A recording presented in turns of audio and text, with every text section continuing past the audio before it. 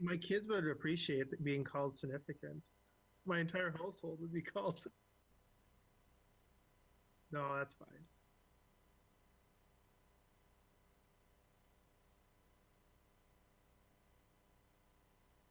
Good evening and welcome to Chaska City Council meeting for Monday, November 1st, 2021. We'll call the meeting to order at 7 o'clock. Please stand and join me in Pledge of Allegiance.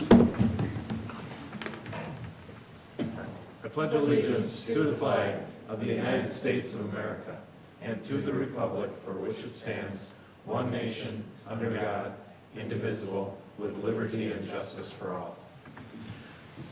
Good evening, everyone. Welcome. Hope everyone's got all their candy all eaten up from Halloween last night, right? That'll be around for months. So, all right, with that. Only the bad stuff. Yeah, only the bad stuff. The good stuff is already gone. Depends what you like. Nate, we call roll, please. Yes, Councilmember Hatfield. Here. Councilmember Hubbard. Here. Councilmember Wong. Here. Councilmember Graw. Here. And Mayor Winchell. Here. Councilmember Graw had a significant enough COVID exposure, so he is joining us via Zoom. He is at City Hall, so he's available if anyone needs to see him. So John will be joining us that way tonight, so making sure that we follow the guidelines. So, all right, with that, we'll move to item 4, adopting the agenda, corrections and additions to the agenda. If not, I would entertain a motion to approve. So moved. Motion by Councilmember Hatfield. Second. Second by Councilmember Hubbard. Discussion. Hearing none, all in favor signify by saying aye. Aye. John? Hi, sorry. I just got to make sure I hear you. Opposed? Motion carries 5-0. Moves us to visitor presentation. Tonight we have our fire chief, Chief Wiebe, recognizing Chief Zach Bonnema receiving Minnesota Fire Chiefs Association Award that he was nominated from his peers. So, Chief, come on up. Good evening. Thank you, Mayor. Council, good evening.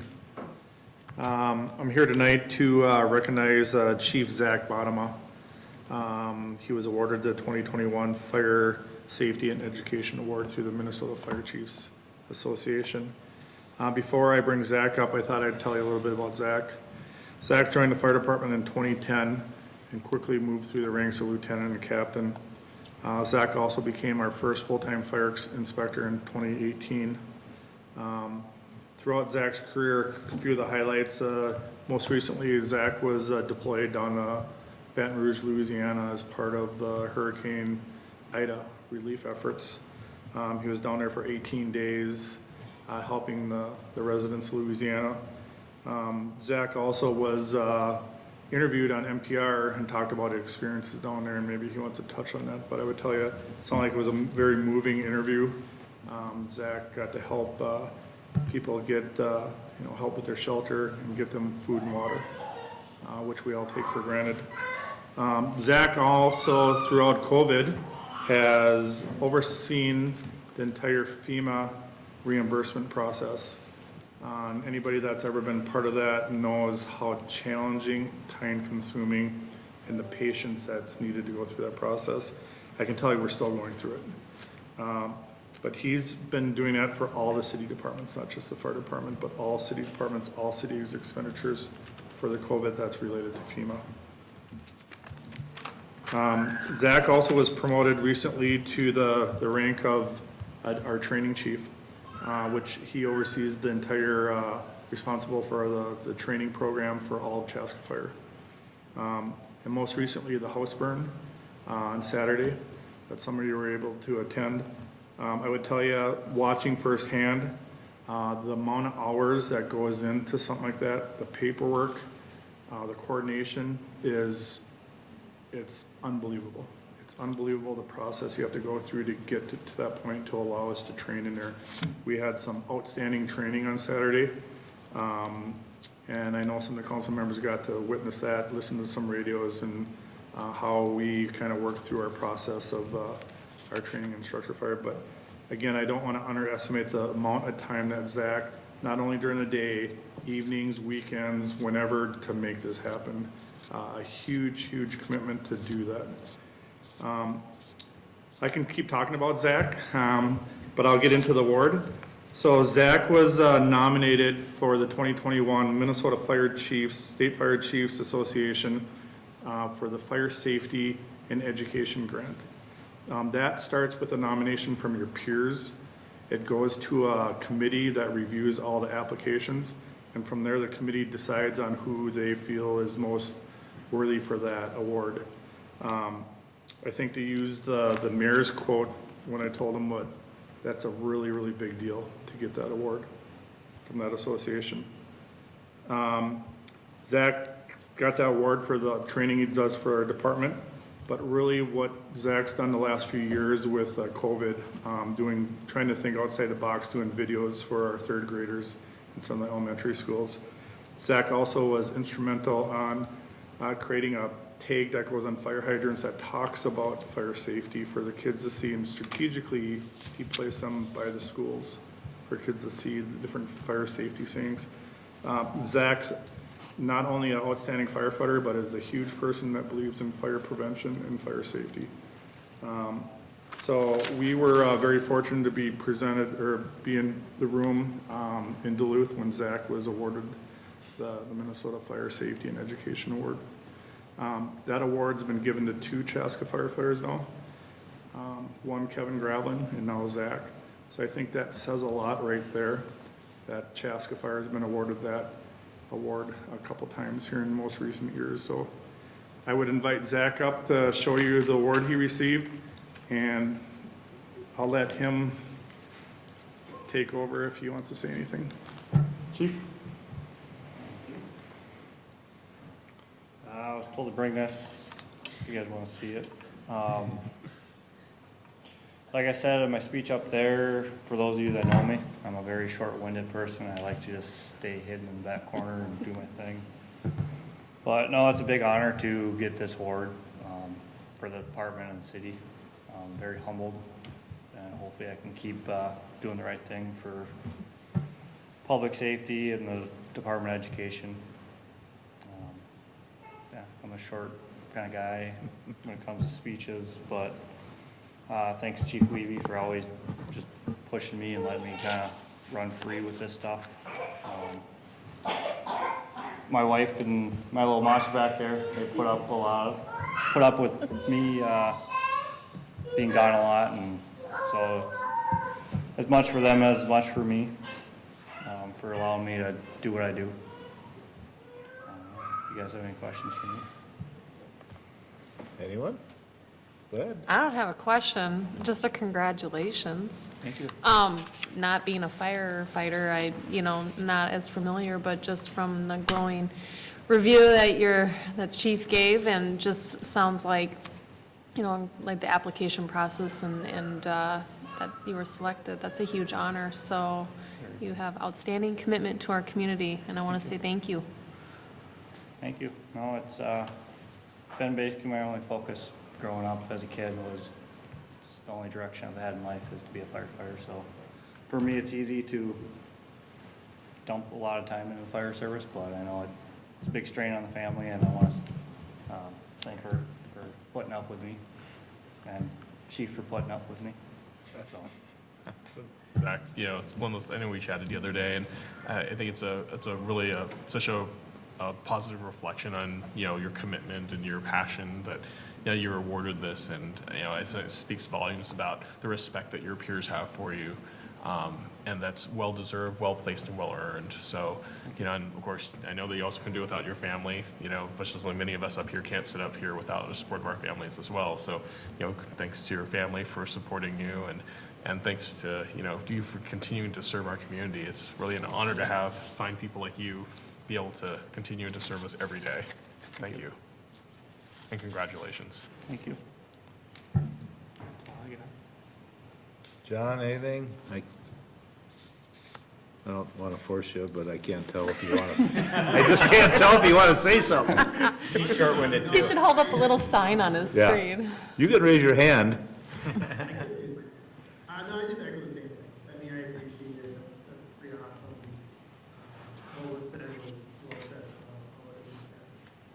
Thank you. Kayla, anything? Yes, thank you. Uh, Same thing. I won't repeat everyone, but yes, congratulations and thank you. Thank you guys very much. The mayor's not gonna let you leave.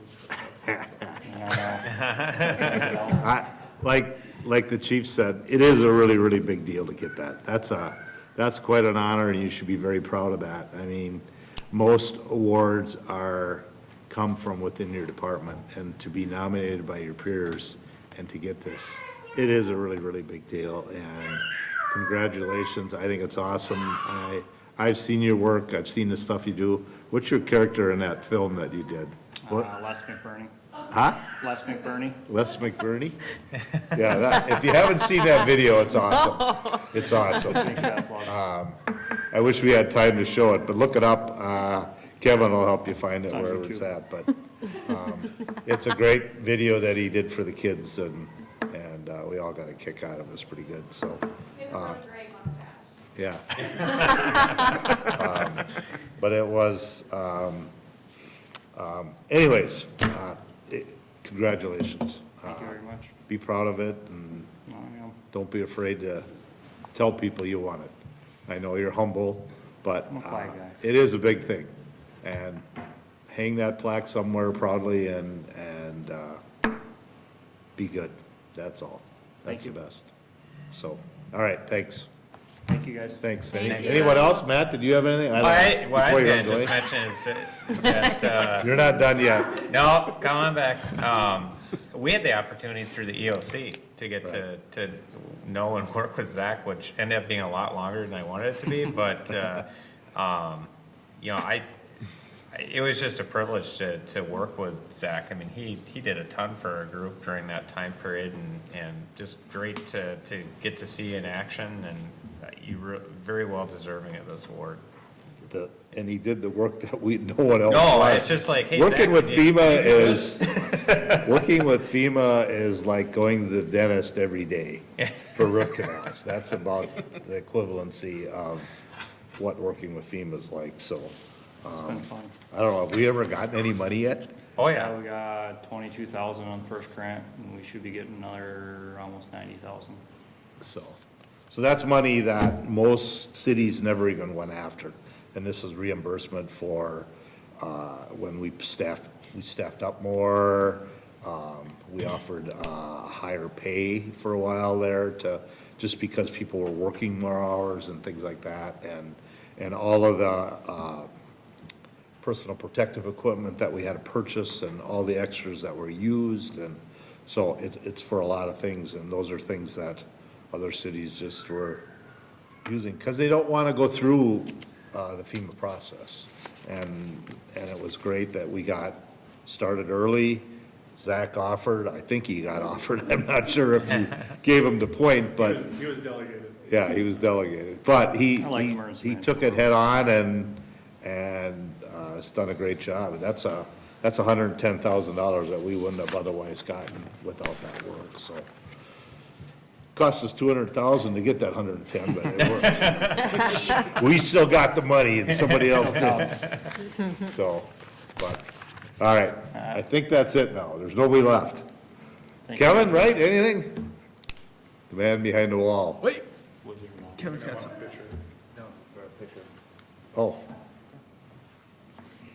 Thank you. Thank you. yeah, thanks, guys. Thank Thanks for you. being here.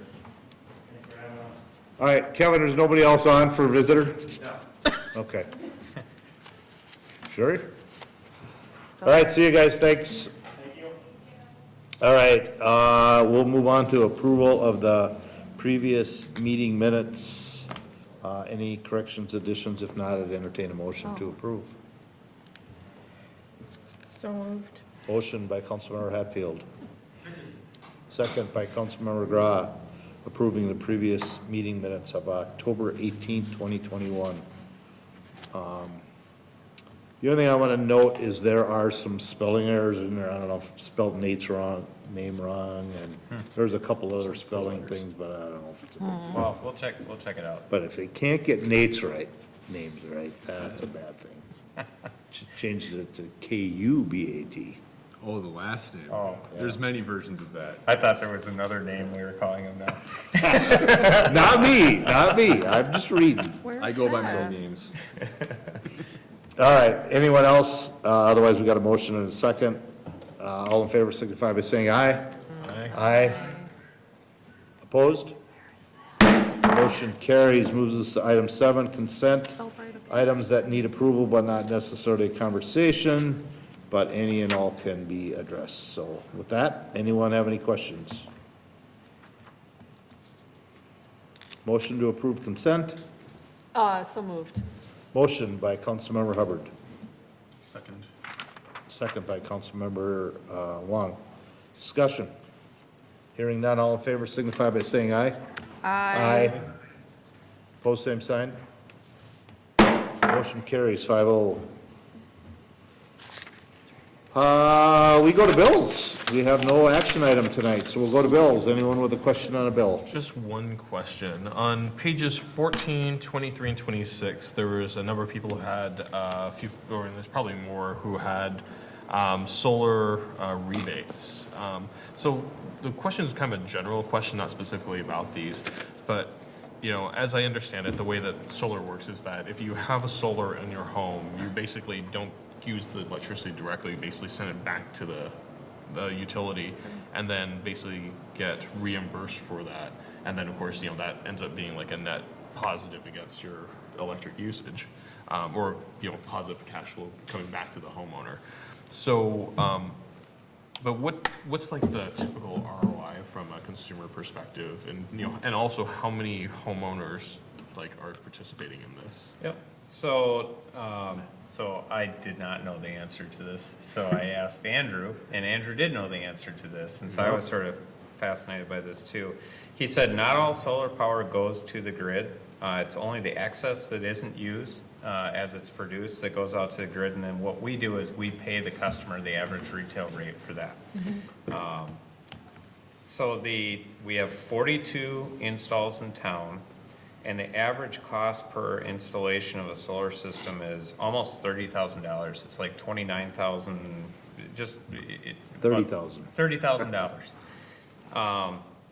The average kilowatt hour received from the solar customers year to date is 3,793 kilowatt hours. The average kilowatt hours delivered to solar customers is 5,233. So what that's really saying is that they still have to get, in some cases, power off of our grid to be able to So make they it. can't be totally self-sufficient. They can't be totally self-sufficient. In fact, they end up paying for more than they get paid. They end up paying for more from us than we pay to them for going on to excess. So, you know, I guess what you'd really have to do for an ROI is look at what your average electric bill might be, which we're actually going to talk about that in a few minutes. But, you know, let's say it's $70 that you're saving. You have a $30,000 investment. And so, you know, you might save, what would be $850 a year. Yep. So the ROI in that would be Like 30 years. Or, yeah. Probably 35 Yeah. years. It's a long ROI. What's Yeah. what's the life expectancy on solar panels then? Most things are mechanical are usually not over 20 to 25 years. Okay. So I really think this is a good question to ask, because I sort of think this gets to why our power agency created the Clean Energy Choice Program, was because if you really do the math, it does not make sense to put those systems on your house. Because now there's all kinds of reasons you can do other than financial reasons. You can do it because you think it's really important. But one of the reasons we offered the Clean Energy Choice Program to our residents is to say you can still get 100% of your energy from renewable. Just pay us $3 more a month and we can guarantee that we're going to be able to give you 100% renewable energy. And, you know, so now you're paying $3 more a month instead of having to amortize this over a period of time that's probably longer than you can actually get return on the actual equipment. So Chaska is sort of a unique perspective where people can get the same benefit without having to actually put the equipment on their house. But again, I mean, people do it for many reasons. Yeah. I mean, it's not just money. I mean, some people just really want to have a solar system on their house and, but we do provide I think, a much better economic argument through our clean energy choice program. Do people, I mean, are there a lot of homes that end up having enough to go back onto the grid overage, or? Yeah, I don't know the number of homes, only the kilowatt hours. And again, it was like about 3,500 kilowatt hours Okay. was the average. Sure, interesting. Yeah. So overall, it's like, in theory, and over across a long haul, it could be a little bit cash positive, but it's, you know, if you're doing it purely for the ROI, it's not there. No, I mean, you could probably make the argument that it's break even. Yep. Yep, at best. Yep. Yep. Not to mention with Minnesota, you get hail and stuff too. And yeah, so, interesting. Yep. Thank you. Yep. Anything else? Anyone else? Hey, Matt, just one quick question. Page 4, there's a Brian Rock, and it says downtown street reconstruction. Why would we be paying for, and that'd be rock? Any idea? I mean, you could look into it. I don't know if it's just, maybe it was charged wrong, but I wouldn't see why we'd be. I'd have to check into that. Yeah, because usually it'd be under the contract Right, if it was the part of contractor would be doing all that. Yeah, I'm not sure if we did some extra work on It a was project. Page 4. And I know that we do extra things. Yep. Sometimes, but it doesn't say how, the total amount was like $1,200, but there were other things with it, so it's Yeah, not parties. totally that, so. And it said downtown, reconstruction Walnut Street, so. Okay. I'll check. All right, Matt will get back to us on that. That's not by any means a deal breaker, but it's just curiosity of why that's there, so. All right, hearing nothing. John, you're good? Okay. With that, I would entertain a motion to pay the bills. So moved. Motion by Councilmember Wong, Second. second by Councilmember Hubbard to pay the bills. Discussion. Hearing none. Nate, we call roll. Yes, Councilmember Hatfield, Yes. Councilmember Hubbard, Yes. Councilmember Wong. Aye. Councilmember Grau. Mayor Winchell. Yes. All right, moves to other business. Councilmember Grau, let's start you off. I will just go with, it's been a hectic week, so I haven't had much time to think about a lot of stuff, but I will just wish we have 2 high school teams in the section champions of volleyball and football. So just want to wish good luck to those sports teams, I think, as they are in the section finals. And we got one young man running in cross-country as well. It's going to the, I believe, going to state meet. His Is it name, Yep. Dylan? Oh, I don't Was it know. Nolan? Okay. Nolan, yeah, Nolan something. Okay. is it Sutton? Yeah. I don't know. Maybe, yeah. I just know that he's doing it, so. You're good? I'm Yep. good. Okay. Councilmember Hatfield. I don't have anything. Okay, that's all right. Councilmember Wong. Yep, I get a few things. Let's see, so. No. I even wrote them down.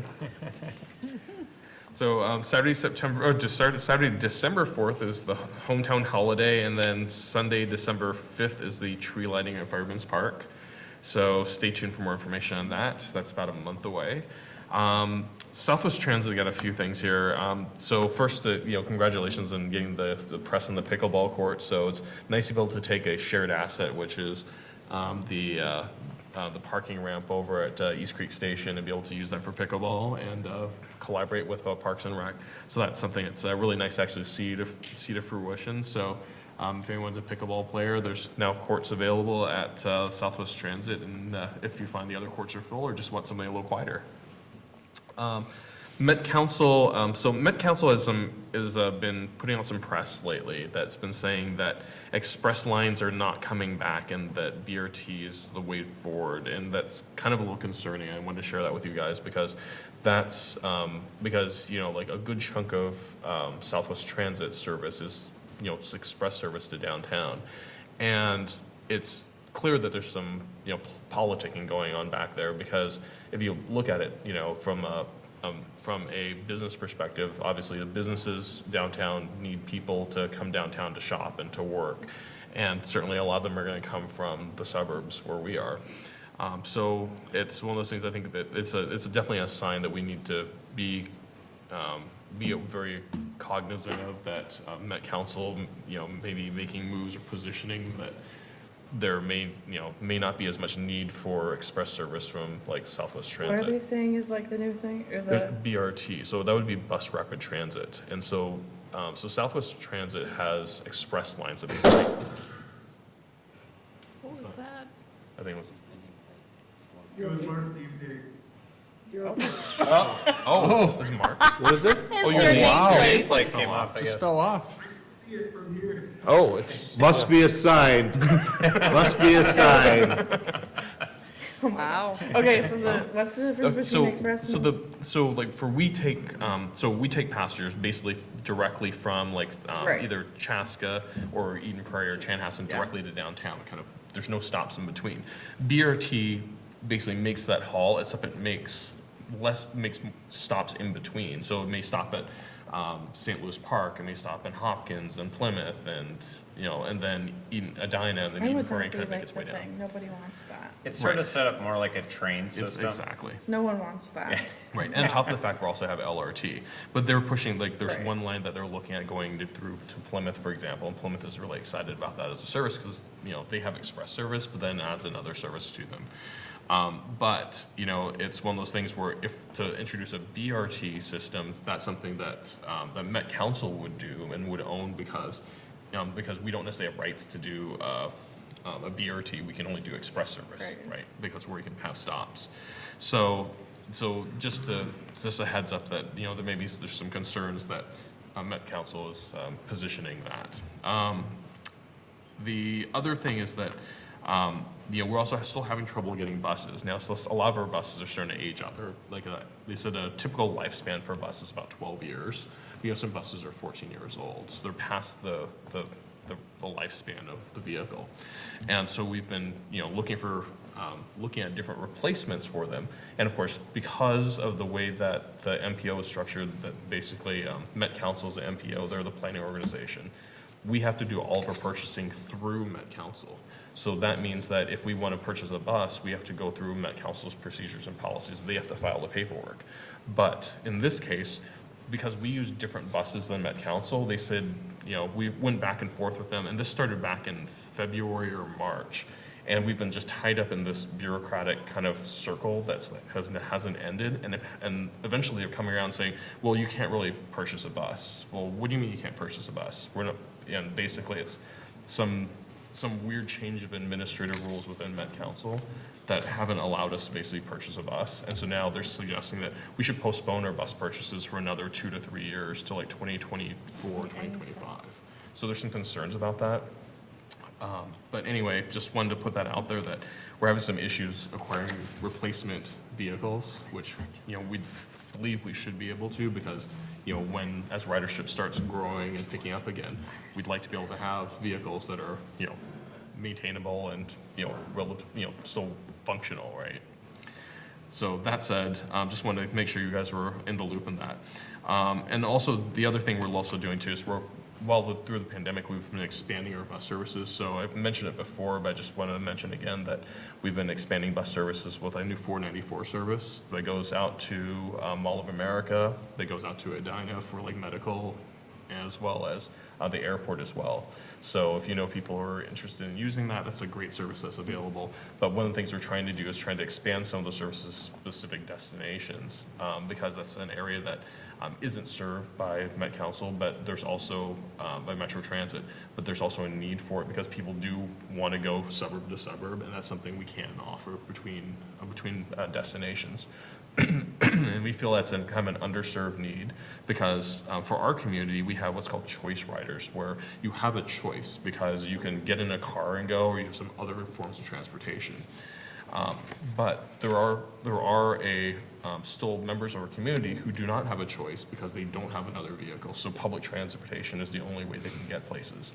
So things like Southwest Prime, which is sort of like a public transit version of Uber, where they can open an app and basically call Southwest Prime, and for like $6, like get a point-to-point transit to someplace, is a great service to be able to and to be able to offer. we'd like to be able to continue to offer that service, as well as expanding to other suburbs as well, for like medical in the case of Edina, or Mall of America for people to do shopping. So that's something we're trying to continue to expand that service and find other areas where we can help our community and help make sure that members of the community can still benefit from that the capacity that we have.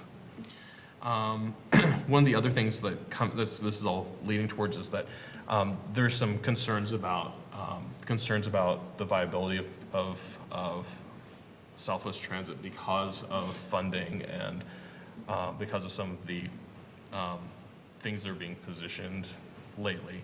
So we'll probably have some work sessions at some point with Len, and we'll probably reaching out at some point. So that way we can make sure that we can hear like more of a full briefing on kind of what's going on, because as things get as we get deeper into this, I think this could be a very, very key year in terms of ultimately the survival of Southwest Transit as it relates to our community. So we need to make sure we're aware of like what's going on, what we can do as electeds who represent our community, and also to make sure that if there's key decisions need to be made about whether it's options to work with other communities or to maybe work more closely with MVTA or other transit providers in the Twin Cities, that we're all on the same page as we continue to work together with our colleagues in Eden Prairie and Chanhassen, who are part of our joint powers agreement. So I just want to make sure you all are aware of that, because this is a pretty big year as far as what's going on, and there's a lot of things happening, and I've been trying to share as much as I can, but I know there's a lot to share, so I want to make sure that there's an ample opportunity to share that information with everyone, and to be able to ask Lynn directly and get those answers, and be able to understand like what do we need to do to make sure that our community has the services that have been there for our community members, not just for for the basic transportation, as well as things like the Gopher games or like the Twins games or the state fair, right? So there's a lot of these other services that Southwest Transit offers. I want to make sure that we as a community continue to have.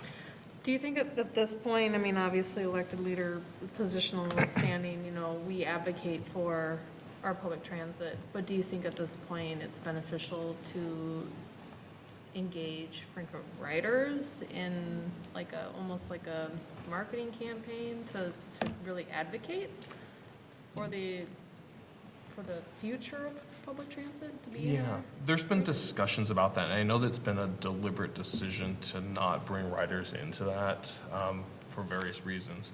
But given where we are this year, that this conversation's been coming up more frequently. Sure. So, but I think that, but at the same token, if it's something that we choose to do, I think that all the cities and the city councils and the joint powers need to be on the same page with that, because it may mean that there's potential political ramifications for all of us, not just here in Chaska, but for in other communities as well, right? Because it's a joint powers agreement. Who sits on the board, Mike? You mean the Southwest Transit Commission? Yep. Yep. So it's myself and Bob Repke for Chaska, Jerry McDonald and Elise Ryan from Chanhassen, PG Narayan and Mark Freiberg from Eden Prairie, and Joy McKnight from representing Carver.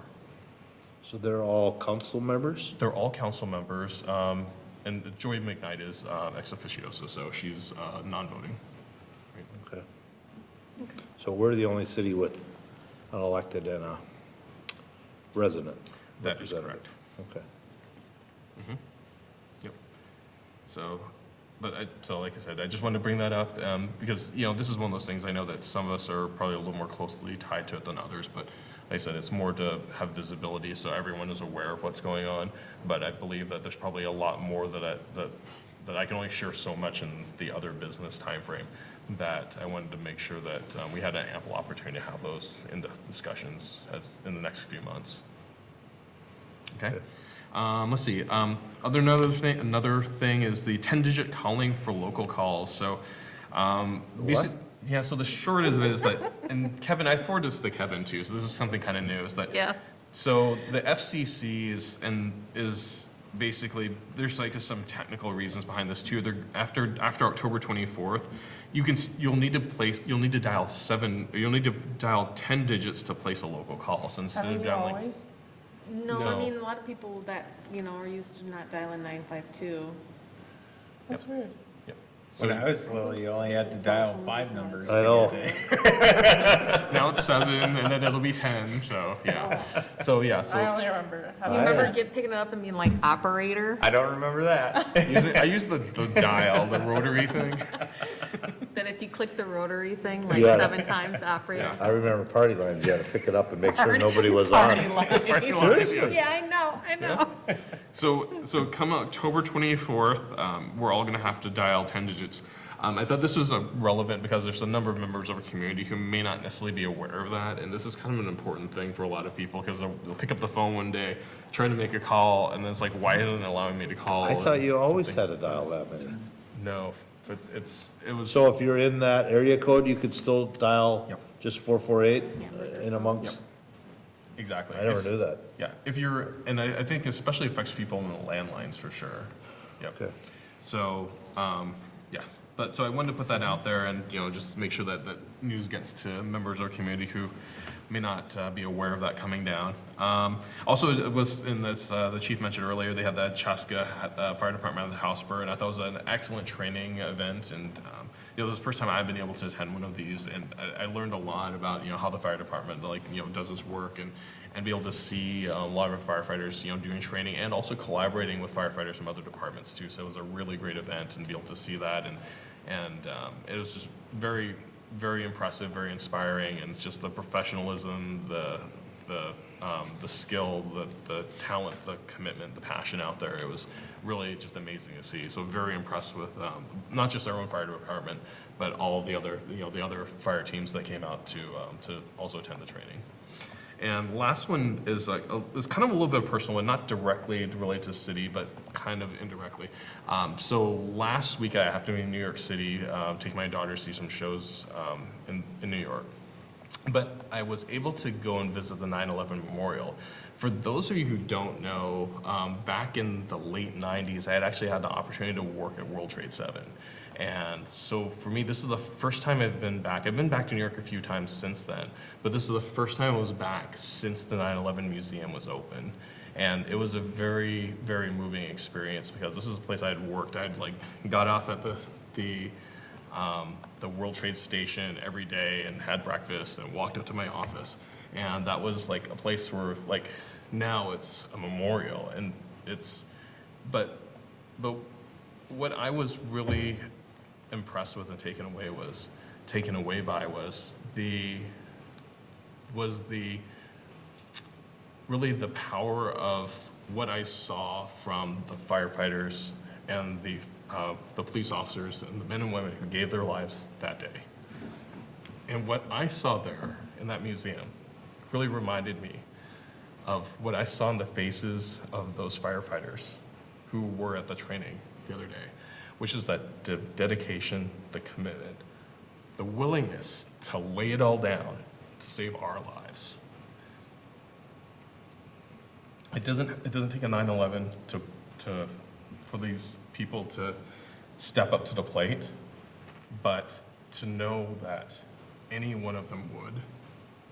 It's an honor to be able to have them working with us in our city and serving our community.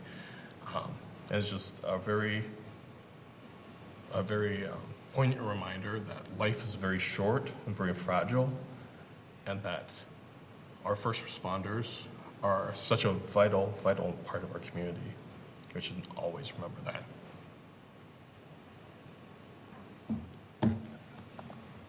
Thank you for that. Glad you gotta follow that one. Oh, why do I gotta follow that? I'm not following that one. Very well said. Okay, I was gonna go in a different order, but I'll echo the thoughts of Councilmember Wong. I was able to attend that controlled fire burn event as well on Saturday. I brought my husband and my son along, and years ago, I had dropped off an exchange student in a neighborhood in St. Bonnie, and I had been driving on my way back to Waconia, and I rolled up on a house fire. and it was one of the most traumatic things I had ever seen, and it's not even my home. It was right before the fire crews had gotten there, and the whole house was in flames, and ended up finding out that it was a gentleman that I knew I was in a networking group with. Ended up being able to go back a couple weeks later and help this family try to salvage, not really even salvage, but like pictures and things, and just seeing the aftermath. And he was just so incredibly grateful because no one was in that home at the time. So I didn't know if I wanted to go to this, but I wanted to see the training because I know that it takes a very special person to be able to run inside of a burning building as opposed to run outside of a burning building. And it was an awesome experience. And I was, it was humbling to see just the different type of training scenarios. I watched them saw a garage door to kind of get into a garage fire scenario and just to see the kind of different scenarios. But one of the things is we stayed towards the end when they ended up burning the whole house down, and the heat coming off of that was incredible. But I turned around, and my son, who's 6 years old, you'd think it would be a very fascinating thing to watch, just the innocence of him with his back turned to it, playing in the field by the creek, that it was too much for him to watch, and he didn't want to witness it. And so, like you say, just the heroic behavior of people to be able to run inside of a building as opposed to the other way. I'm humbled by that. So, thank you to our Chaska Fire Department. But to go forward, I was able to participate in the 2 bonding tour stops. One was by the Minnesota House for our City Square West project, which I felt like was very well done. So kudos to you, Mayor, and Matt, and Greg Bowe, Representative Greg Bowe. And then also the one for 42nd Street. Sorry, 82nd. I'm falling a little thrown off by him. I'm sorry, 82nd Street. That was at the Bee Barn at the Arboretum, and great job for Councilmember Hatfield acting as Mayor Pro Tem on that as well. So just fun to be there and be a supportive person on that. Just a couple of community things also participated in. I went down into the Jack-o'-lantern Trail that the Parks and Rec Department hosted last Friday, and that was really well done. It was always nice to see the smiling faces, see the different business vendors, and just see like an activity that was very low cost and just really fun for the kids to be engaged in. So I also attended the Community Unity Conversation. That's the group that Sheriff Cameron has, and he had a kind of a town hall, like a casual town hall with Police Chief Ryan Seibert as well. They answered questions kind of from some of there was probably about 25 people that had attended that at the Chanhassen Library. And there was just, you could just tell some of the questions that there's just a lot of work to do as far as like communicating out, to the public, the roles in policing in different aspects. But I think one of the things that really shines through when you kind of, not to disparage like the Carver County Sheriff's, they're a great department, but just the community level engagement of our Chaska Police Department and how we, beyond policing, as far as traffic stops and keeping the peace, what we can do and what our officers can do to engage the public on a more social level to kind of really build those relationships. And I think that that's really the fundamental part of, I think, kind of having a society that, respects each other. So that was a great conversation to be a part of. The election is tomorrow for the school referendum, so be sure if you haven't already voted early to go down to the community center. I don't know the hours, I'm assuming 8 a.m. to 8 p.m. 7 a.m. to 8 p.m. Yep. And then the bicycle steering committee, they had met. I was unable to make that meeting, but I just had a quick question. They talked about the MnDOT grant opportunities for the safe routes to school and how we had applied. Mm-hmm. But I thought that we had gotten something in regards to it, or was it that we were just looking at it? Because I thought that we had already. No, I think we got that. I thought we got that. I can speak to that a little bit, unless if you know. No, go ahead. Yeah, so there's actually 2 underpasses Yeah. planned for that intersection, and we did receive dollars to cover one, but there's one that remains to be. The one fully we got funded. covered is the one that goes east-west. Right. The one Okay. that goes under 41, the other one we're trying to get is north-south. Sure. Okay, And that that will- makes, Where did that go under? Like That'll go Shepherd? under Engler. It go on under the east Engler. side. yeah. So basically, you'd be able to make that whole intersection without being at grade. Because we were asking for 9 million and got 7 million. I believe that was a safe school thing. So, Because we ended up splitting with Scott County and we each got 7 million instead of the 9 that we had asked for, or 10. We might have asked for 10. I don't know, but yes, we did. I am yeah, I fairly just certain was, we got that. Yep. I was just a little bit perplexed on that because I thought we had gotten that, but that makes a lot of sense. Thank you for clarifying that. So, and then I'm part of that Carver County Leaders Group. I was also unable to make that meeting, but they did send a slide deck, and I don't know if other council members or the mayor, if you're interested in. There were 2 slide decks. One talked about redistricting and kind of the insights on that. And the other one was a cooperation between the CDA and the chambers in regards to just regional economic and residential growth in the area. So I can certainly pass those over to Nate to pass on.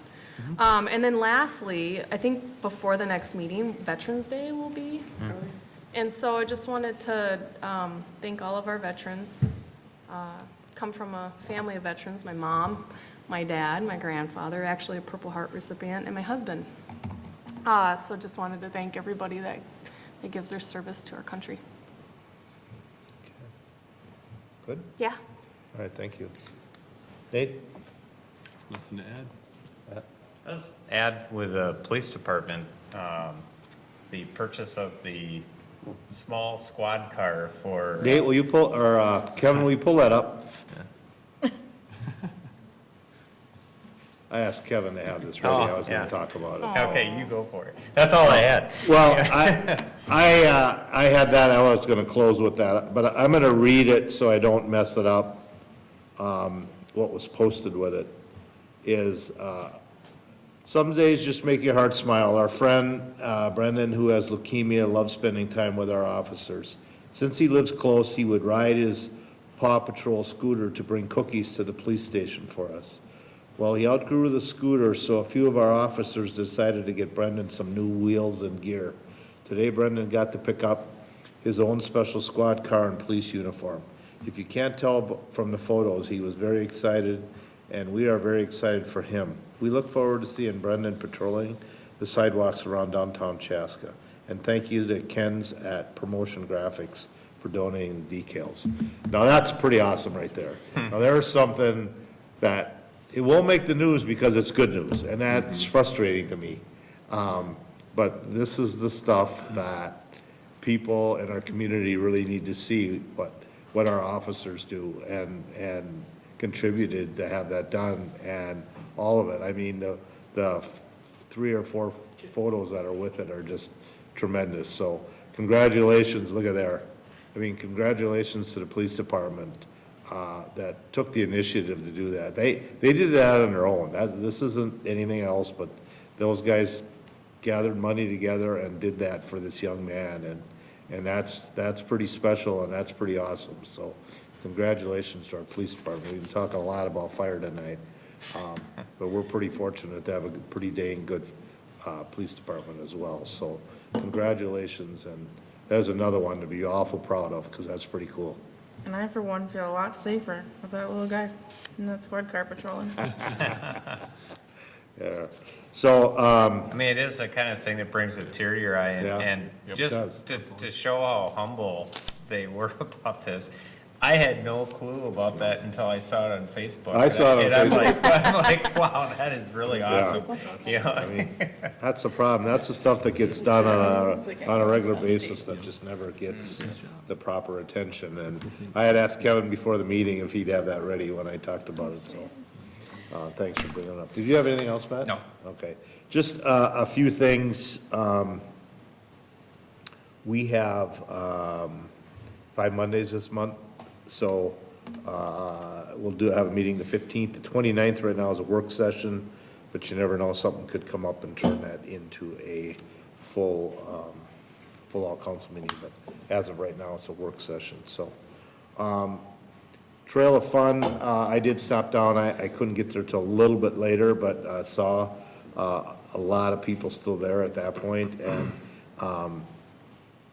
Councilmember Hubbard thanked the Park and Recs, but I also want to give a shout out. Carver County Parks is also real involved with us on that, and so is our Public Works Department for equipment and trailers and all that stuff. So it's a group, almost everything we do is always a group, and it's hard to get everybody in there and recognized. But I do want to, that is something that we've partnered with Carver County from the very beginning, and I think that's pretty cool that they'll work with us on that as well. So